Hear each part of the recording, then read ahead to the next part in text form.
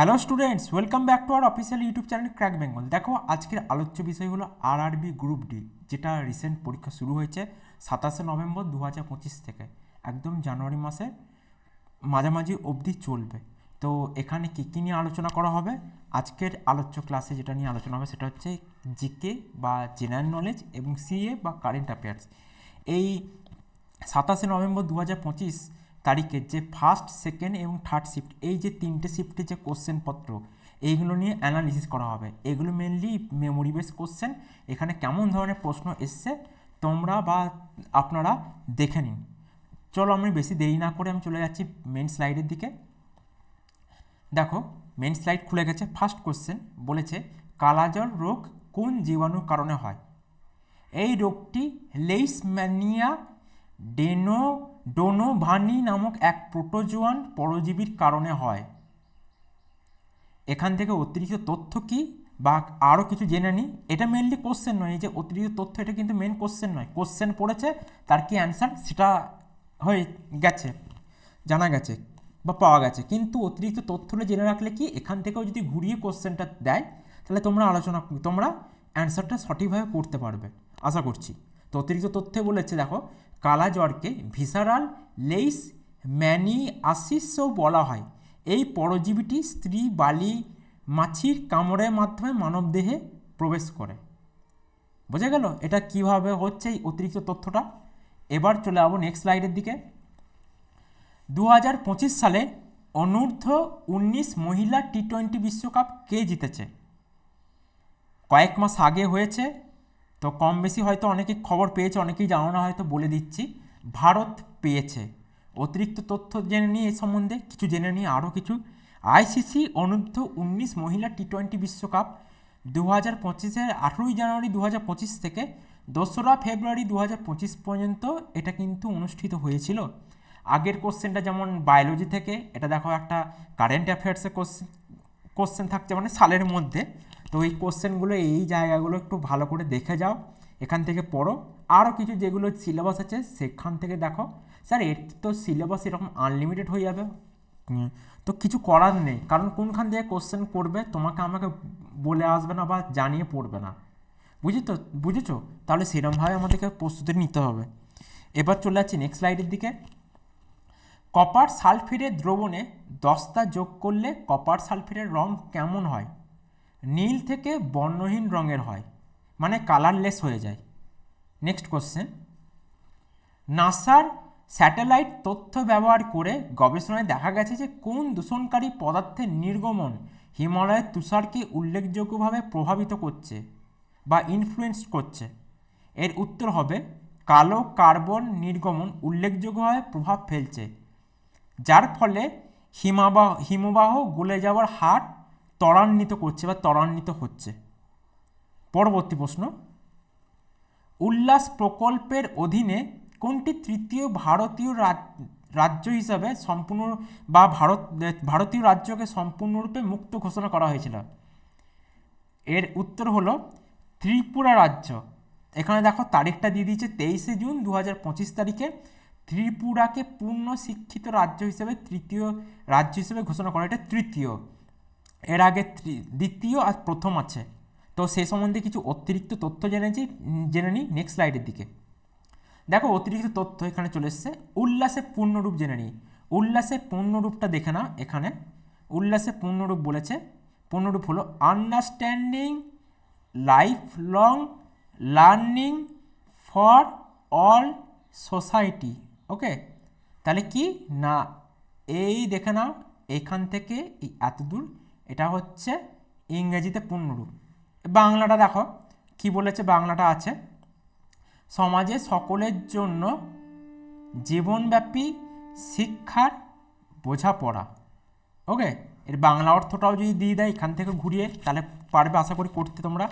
এটি ভারত সরকার কর্তৃক চালু করা একটি কেন্দ্রীয় স্পন্সর প্রকল্প, যার লক্ষ্য 15 বছর বা তার বেশি বয়সী সকল অশিক্ষিত ব্যক্তিকে মৌলিক সাক্ষরতা এবং সংখ্যাগত দক্ষতা প্রদান করা। উল্লাস প্রকল্পের আওতায় মিজোরামকে প্রথম পূর্ণাঙ্গ সাক্ষর রাজ্য হিসাবে ঘোষণা করা হয়েছে। এরপর গোয়াকে দ্বিতীয় রাজ্য হিসাবে ঘোষণা করা হয়েছে। তাহলে প্রথম জেনে নাও কি, মিজোরামকে ফার্স্ট, আর গোয়াকে সেকেন্ড, এই দুটো। আর থার্ড তো ত্রিপুরা বললাম। চলে যাচ্ছি নেক্সট স্লাইডের দিকে। উদ্ভিদের কোন টিস্যু বা কলা সালোক সংশ্লেষের জন্য প্রধানত দায়ী? সালোক সংশ্লেষ মূলত পাতার মেসোফিল টিস্যুতে ঘটে, যা একটি বিশেষ ধরনের প্যারেনকাইমা টিস্যু। কোনটা সংশ্লেষের জন্য কোন টিস্যুটা দায়ী? না এখানে দেখো এই লেখা আছে প্যারেনকাইমা টিস্যু বা প্যারেনকাইমা কলা, এটা। এবার চলে যাবো নেক্সট স্লাইডের দিকে।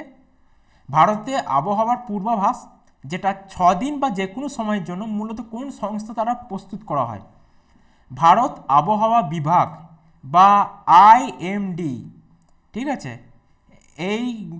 এটা হলো স্বল্প মেয়াদি মাঝারি পরিসরের, যেমন 3 থেকে 7 দিন, এবং দীর্ঘমেয়াদী আবহাওয়ার পূর্বাভাস জারি করার জন্য ভারত সরকারের নোডাল সংস্থা, ঠিক আছে।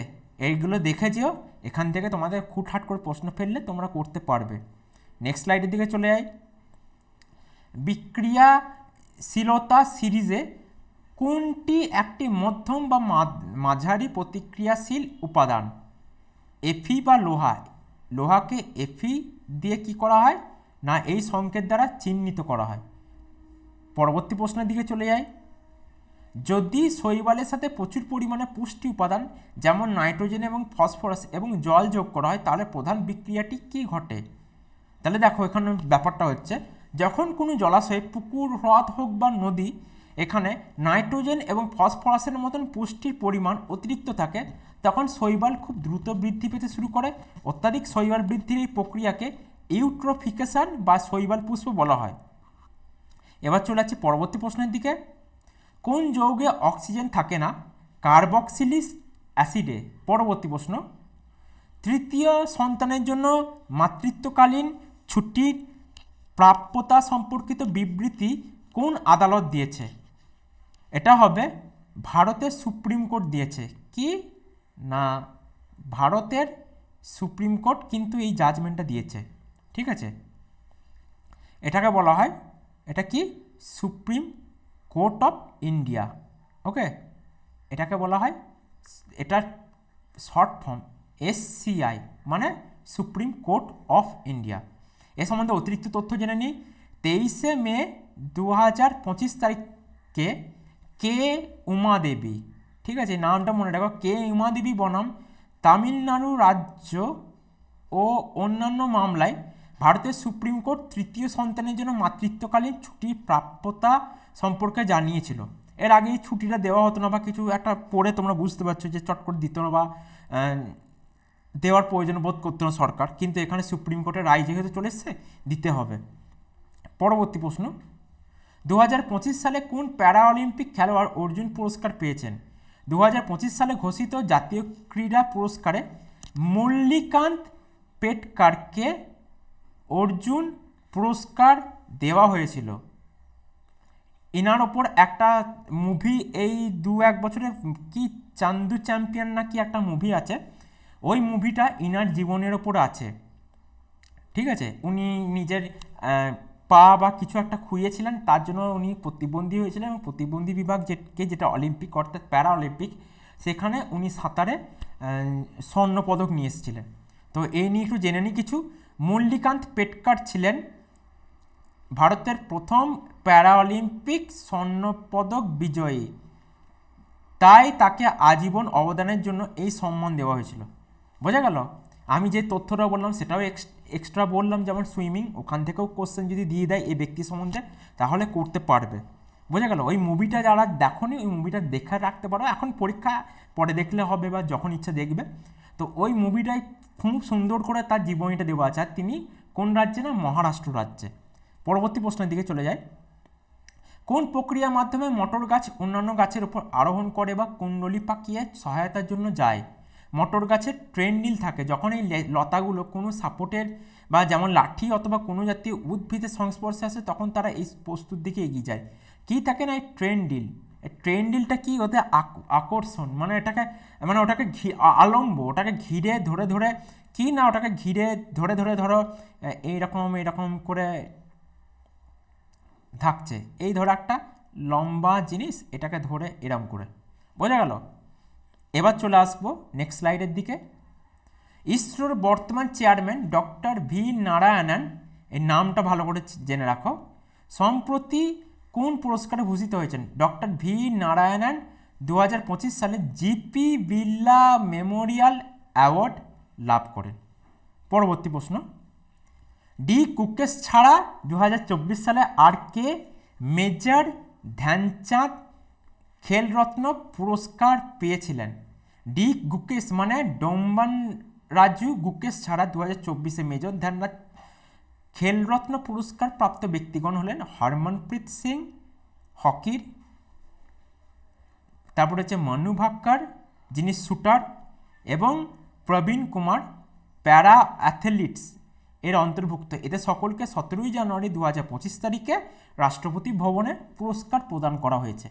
পরবর্তী প্রশ্ন, 2025 সালের অক্টোবরে মঙ্গোলিয়া রাষ্ট্রপতি ওখনাগিন খুরেলসুখ তার ভারত সফরের সময় দুই দেশের মধ্যে যে দ্বিপাক্ষিক সহযোগিতা, যেটা বায়োল্যাটারাল যে ব্যাপারটা আসছে, সেটাকে জোরদার করার জন্য কয়টা সমঝোতা বা স্মারক স্বাক্ষরিত করেছিল? এখানে স্মারক মানে কি? এমওইউ। ওকে, এমওইউ। এমওইউ মানে কি? এমওইউ মানে হচ্ছে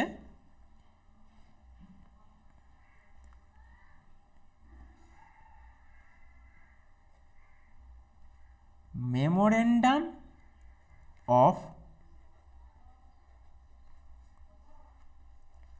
আন্ডারস্ট্যান্ডিং। তোমাদের আমি সুবিধার্থে লিখে দিলাম, ঠিক আছে? আশা করি অসুবিধা হবে না। এটা 2025 সালে অক্টোবরে মঙ্গোলিয়া রাষ্ট্রপতি ওখনাগিন খুরেলুখের ভারত সফরের সময় বিভিন্ন ক্ষেত্রে দ্বিপাক্ষিক সম্পর্ক জোরদার করার জন্য দুই দেশ 10টি সমঝোতা স্মারক বা এমওইউ স্বাক্ষর করে। পরবর্তী প্রশ্ন, গ্রেগর জোহান মেন্ডেল মূলত কোন বিষয় ব্যাখ্যা করেছিলেন? গ্রেগর জোহান মেন্ডেলকে জেনেটিক্সের জনক বলা হয়, ঠিক আছে? অতিরিক্ত তথ্য, তিনি মটর গাছ ব্যবহার করে ব্যাখ্যা করেছিলেন যে কীভাবে বৈশিষ্ট্যগুলি পিতামাতা থেকে সন্তানের মধ্যে সঞ্চারিত হয়। বোঝা গেল? এবার আমরা চলে যাবো নেক্সট স্লাইডের দিকে। দেখো বলেছে, কে নিখোঁজ পশু উদ্ধার ও পুনর্বাসন কেন্দ্র প্রতিষ্ঠা করেন? এটি প্রতিষ্ঠা করেন আনন্ত আম্বানি, অর্থাৎ মুকেশ আম্বানির পুত্র। এর সম্বন্ধে অতিরিক্ত তথ্য জেনে নিই। ভানতারা, দেখো ভানতারা একটি বৃহৎ প্রাণী উদ্ধার, যত্ন এবং পুনর্বাসন কেন্দ্র। এবার চলে যাবো পরবর্তী প্রশ্নের দিকে। ন্যাপথালিন পোড়ালে কোন রঙের অগ্নিশিখা উৎপন্ন হয়? ন্যাপথালিন পোড়ালে হলুদ রঙের অগ্নিশিখা উৎপন্ন হয়।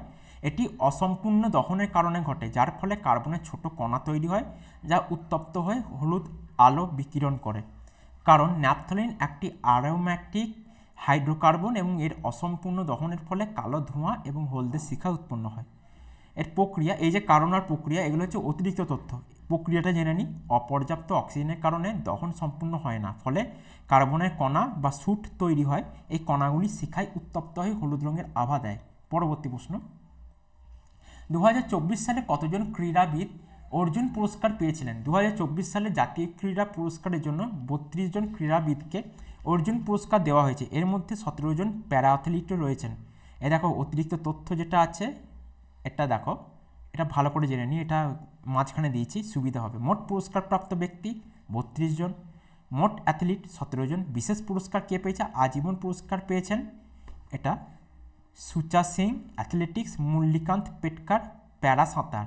কয়েকটা প্রশ্ন আগে আলোচনা করেছিলাম, দেখো এখানে পেয়ে যাচ্ছ। মেজর ধ্যানচাঁদ খেলরত্ন পুরস্কার পেয়েছেন 4 জন, যাদের মধ্যে মনু ভাক্কর, ডোম্বান রাজু গুকেশ, প্রবীণ কুমার এবং হরমনপ্রীত সিং পেয়েছেন, ঠিক আছে? হরমনপ্রীত সিং হচ্ছে হকির খেলোয়াড়, হকির অধিনায়ক, ভারতীয় দলের বলে থাকেন বা যে সময় করেন এটা, তারপর শ্রী জেসোর নাম বলে এগুলো। আরেকজন আছেন হরমনপ্রীত কৌর, উনি কিন্তু ভারতীয় ক্রিকেট দলের মহিলা দলের ক্রিকেট মহিলা দলের অধিনায়ক। সম্প্রতি 2রা বা 3রা নভেম্বর 2025 তারিখে উনি কি হয়েছে না, এই 50 ওভারে ওয়ার্ল্ড কাপ জিতেছেন দক্ষিণ আফ্রিকাকে হারিয়ে। তো এটাও যে দেখেছিও, এখান থেকেও প্রশ্ন পড়তে পারে। চলে যাচ্ছি নেক্সট স্লাইডের দিকে। কোনটি নিউটনের গতির তৃতীয় সূত্রের উদাহরণ? যখন বন্দুক থেকে গুলি চালানো হয়, কি হয় না, বন্দুক থেকে যখন গুলিটা চালানো হয়, গুলিটা তো বেরিয়ে যায়, গুলিটা যখন বেরোয় তার আগে একটা চাপ সৃষ্টি করে পেছন দিকে, চাপটা সৃষ্টি করার ফলে বন্দুকটা পেছন দিকে একটু সরে যায়। যখন বন্দুকটা নিয়ে চালানো হয় না, বন্দুকটাকে একদম বুকের কাছে বা হাতের কাছে একদম রাখতে নেই, একটু গ্যাপ, খানিকটা গ্যাপ রাখা দরকার, যাতে পেছন দিকে যখন ওটা পুশ করে পেছন দিকে ব্যাক হচ্ছে বা পুশ হচ্ছে, তখন হাতে বা কোথাও শরীরে কোথাও চোট আঘাত সেরকম না লাগে। এটা কেন না আমি বলছি, দেখো অতিরিক্ত তথ্যে বলেছে নিউটনের গতির তৃতীয় সূত্রে বলা হয়েছে প্রত্যেক ক্রিয়ারই সমান ও বিপরীত প্রতিক্রিয়া আছে। বোঝা গেল? এবার চলে যাবো নেক্সট স্লাইডের দিকে। শক্তির দিক থেকে শক্তির সূত্র কি? শক্তির সূত্র সমান শক্তি সমান ক্ষমতা প্লাস সময়। মানে কি? শক্তি মানে হচ্ছে এনার্জি, ঠিক আছে, E equal to P plus T, মানে শক্তি সমান ক্ষমতা প্লাস সময়।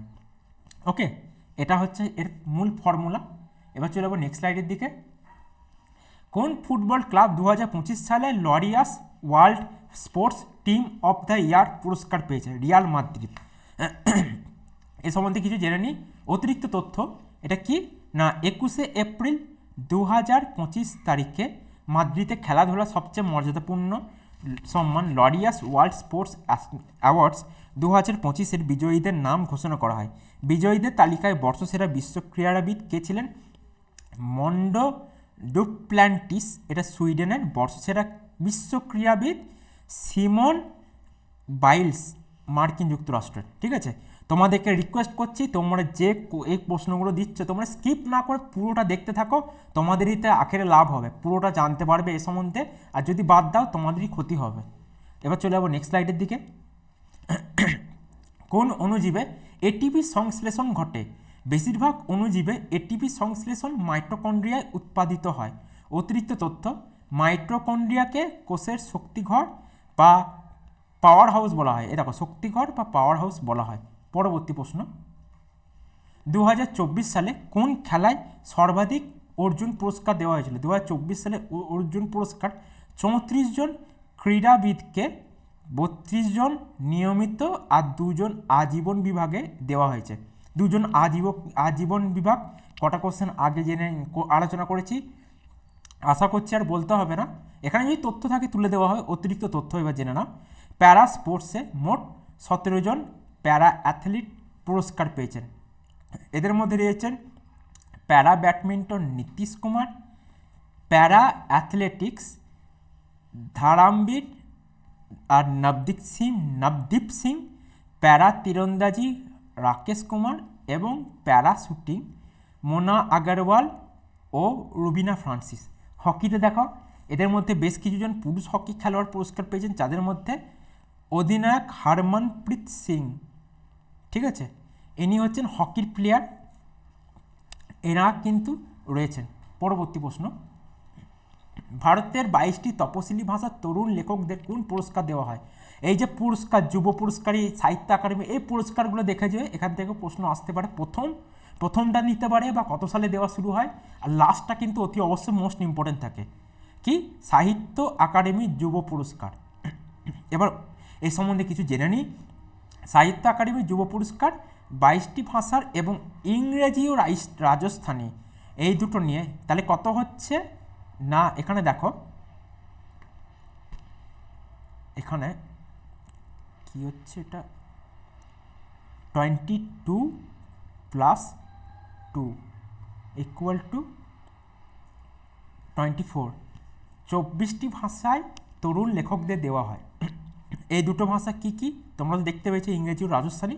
উদ্দেশ্য কি? এ পুরস্কার 35 বছর বা তার কম বয়সী বিরল ভারতীয় লেখকদের দেওয়া হয়। বিরল ভারতীয়, বোঝা গেল? এই যে বিরল ভারতীয় লেখক, তাদেরকে উদ্দেশ্য করে বা এই যে ব্যক্তি, তাদেরকে দেওয়া হয়। তো সেই লিস্টগুলো দেখে নিয়ে সাহিত্য লাস্ট কি প্রথম কে এগুলো দেখে নিলে আশা করি তোমাদের সমস্যা হবে না। পরবর্তী প্রশ্ন, 30শে জুন 2025 তারিখে তেলেঙ্গানায় ঘটে যাওয়া রাসায়নিক গ্যাস অথবা কারখানার বিস্ফোরণ বা যে রাসায়নিক দুর্ঘটনা ঘটে এই ঘটনাটি কোথায় ঘটেছিল? সাঙ্গারেড্ডিতে ঘটেছিল। এটা তেলেঙ্গানা রাজ্যে। আচ্ছা, কি অতিরিক্ত তথ্য? 30শে জুন 2025 তারিখে সিগাচি ইন্ডাস্ট্রিজ নামে একটি রাসায়নিক ওষুধ কারখানা একটা ভয়াবহ বিস্ফোরণ ঘটে। ঘটনাটি ঘটে তেলেঙ্গানা রাজ্যে সাঙ্গারেড্ডি জেলার পাসামাইল রামে। এই জায়গাটা কিন্তু আছে। তো এই নামগুলো মনে রাখবে, একটু শক্তপোক্ত হতে পারে কিন্তু নামটা মনে রাখতেই হবে, কিছু করার নেই। পরবর্তী প্রশ্ন, টেস্ট ক্রিকেট আ হিস্ট্রি বইটির লেখক কে? Tim Wigmore. টেস্ট ক্রিকেট একটি ইতিহাস William Hill book sports year of the award 2025 সালে সংক্ষিপ্ত তালিকাভুক্ত এটি। পরবর্তী প্রশ্ন, যদি মাটি থেকে একটি গাছ উপড়ে ফেলা হয় তাহলে কোনটির পরিবহন প্রভাবিত হবে? শিকড় মাটির সাথে যোগাযোগ হারিয়ে ফেলবে। শিকড় মাটি থেকে কি করে না পানি এবং খনিজ লবণ শোষণ করে। এটা কি? এটা অতিরিক্ত তথ্যের মধ্যে হবে। ঠিক আছে, এই যে জায়গাটা দেখছো এটা মেনলি এর আন্ডারে আসবে। ওকে, এটা একটু এখানে টাইপিং মিস্টেকের জন্য এটা উপরে চলে গেছে, এটা তার জন্য মার্জনা চাইছি। অতিরিক্ত তথ্যে কি? এই জল ও খনিজ পদার্থ জাইলেমের মাধ্যমে পাতায় উপরের দিকে পরিবহন করা হয়। যখন একটা মাটি থেকে একটা গাছকে তুলে নেওয়া হয় সে তো শিকড় থেকে তার সংযোগ হারিয়ে যাবে। যখন হারিয়ে যাবে শিকড় থেকে, যে মাটি থেকে যে এই শিকড়গুলো, এই গাছ তার শিকড়ের মাধ্যমে জল অন্যান্য খনিজ বা মিনারেলস পায়, সেগুলো তো পাবে না। না পেলে শুকিয়ে যাবে গাছটা, আস্তে আস্তে মৃত্যুর দিকে চলে যাবে। পরবর্তী প্রশ্ন, মণিপুর বরাদ্দ বিল কত সালে সংসদে পাস হয়? মণিপুর বরাদ্দ বিল, ঠিক আছে, সংসদ বা লোকসভায় 7ই আগস্ট 2025 তারিখে মণিপুর বরাদ্দ বিল 2025 পাস করে। এ সম্বন্ধে আরও কিছু জেনে নিই। বিলটি 2025-26 অর্থ বছরের জন্য মণিপুরের একত্রিত তহবিল থেকে অর্থ বরাদ্দের অনুমোদন দেয়। একইভাবে রাজ্যসভা 11ই আগস্ট 2025 তারিখে মণিপুর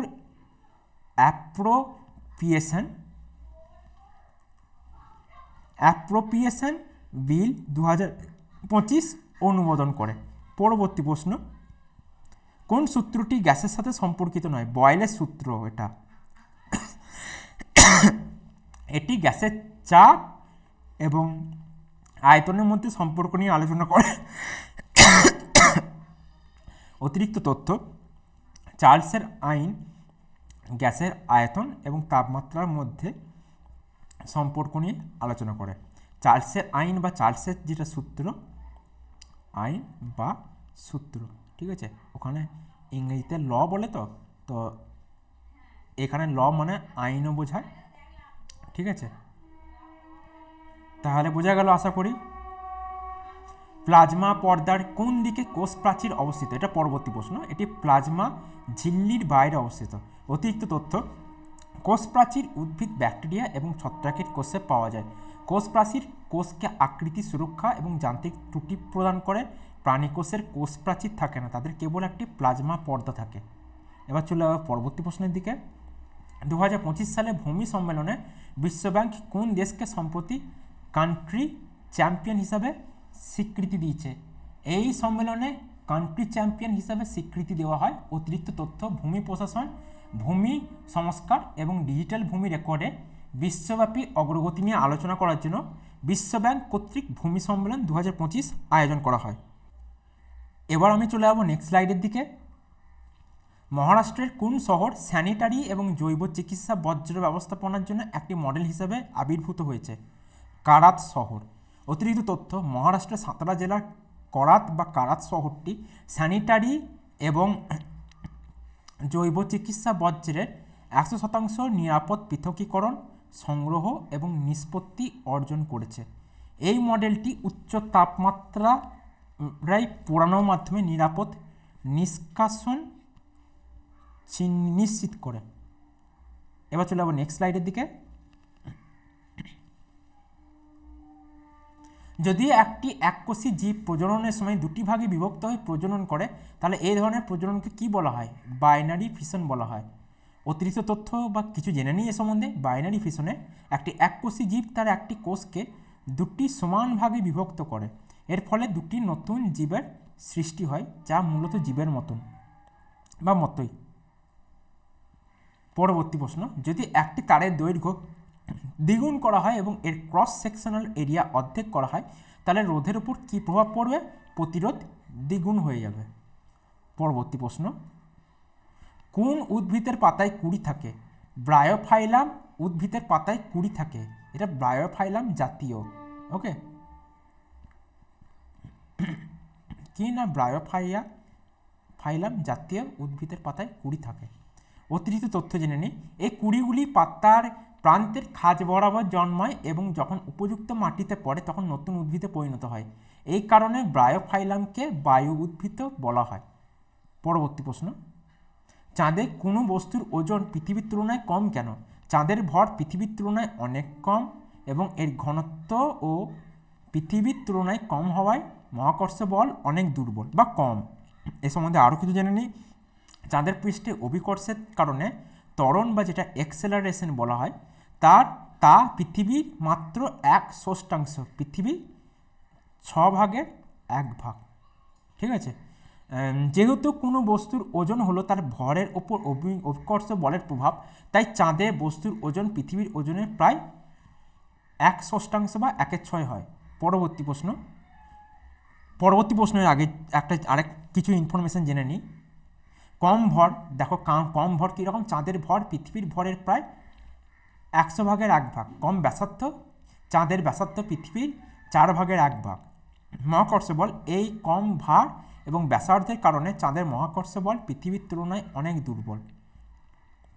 এর ওজন সরাসরি মহাকর্ষ বলের সাথে সম্পর্কিত, তাই চাঁদের দুর্বল মহাকর্ষ বলের কারণে সেখানে কোনো বস্তুর ওজন পৃথিবীর তুলনায় অনেকটা কম হয়। এবার চলে যাবো নেক্সট স্লাইডের দিকে। ইন্ডিয়ান প্রিমিয়াম লিগ বা IPL 2025 সালে কে পার্পল ক্যাপ জিতেছিলেন?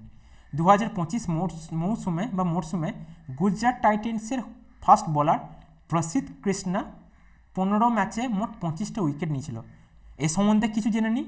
দেখো, বলেছে IPL-এ পুরো মরশুমে সবচেয়ে বেশি উইকেট নেওয়া বোলারকে কী করা হয়? এই পার্পল ক্যাপ দেওয়া হয়। বোঝা গেল? আজকে এই পর্যন্ত। আবার তোমাদের পরবর্তী দিনে আমি ফার্স্ট, সেকেন্ড এবং থার্ড শিফটের যে প্রশ্নপত্র সেইগুলো নিয়ে আলোচনা করলাম। আজকে ফার্স্ট, সেকেন্ড এবং থার্ড শিফট মিলিয়ে যে অনেক কটা প্রশ্ন সেইগুলো নিয়ে তোমাদের সাথে আলোচনা করলাম। তোমাদের কোনো রকম কোয়ারিজ থাকলে তোমরা এই নাম্বারটিতে যোগাযোগ করতে পারো 7864812036। কোনো রকম কোয়ারিজ, কোনো রকম গ্রুপে জয়েন বা কিছু তোমাদেরকে, এছাড়াও আমি রিকোয়েস্ট করছি তোমরা অন্যান্য যে ক্লাসগুলো আছে সেগুলো তোমরা করতে থাকো। এই ক্লাসগুলো করলে তোমাদেরই আখেরে লাভ হবে কি, তোমরা আরও কিছু জানতে পারবে। আমাদের যে স্যার ম্যাডামরা রিজনিং করাচ্ছেন কিংবা ম্যাথ করাচ্ছেন কিংবা ধরো স্ট্যাটিক জিকে বা কারেন্ট অ্যাফেয়ার্স করাচ্ছেন, সেগুলো যদি তোমরা মনোযোগ দিয়ে ক্লাসগুলো করো তাহলে কি হবে, তোমরা সেখান থেকে অনেক কিছু শিখতে পারবে এবং তোমরা পরীক্ষায় সেই কোশ্চেনগুলো নিয়ে অ্যাটেন্ড করতে পারবে। তো আজকে এই পর্যন্ত। যদি আমার ক্লাসটিকে ভালো লেগে থাকে তাহলে ভিডিওটিকে লাইক করো এবং চ্যানেলটিকে সাবস্ক্রাইব করো। আবার দেখা হবে পরবর্তী ভিডিওতে। ততক্ষণের জন্য টাটা।